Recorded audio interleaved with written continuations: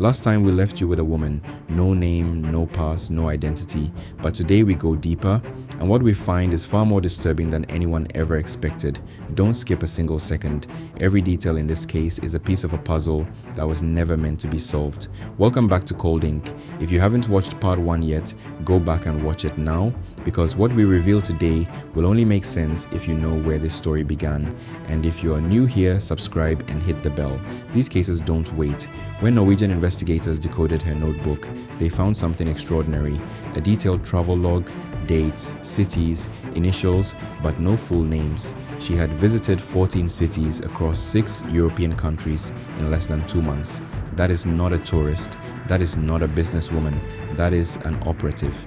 Investigators began cross-referencing her movements with known intelligence activity in Europe during the Cold War. What they found made them go very, very quiet. Her travel dates matched almost perfectly with several known intelligence operations happening across Europe at that exact time. Was she a spy? Was she an asset? Or was she something even more dangerous? A source? Here is where the case takes its darkest turn. The autopsy revealed she had consumed a massive amount of sleeping pills, enough to kill her several times over. But investigators noticed something strange. The burns on her body were not consistent with someone who had simply set themselves on fire. The pattern was wrong, the intensity was wrong, and the position of her body was wrong.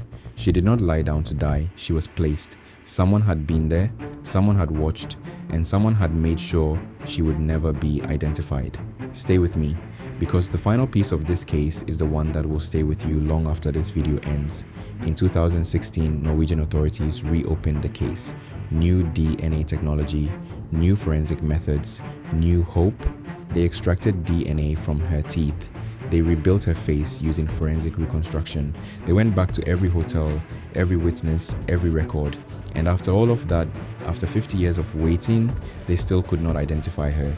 No DNA match, no family came forward, no government claimed her, no one anywhere in the world said that was my daughter, that was my sister, that was my friend.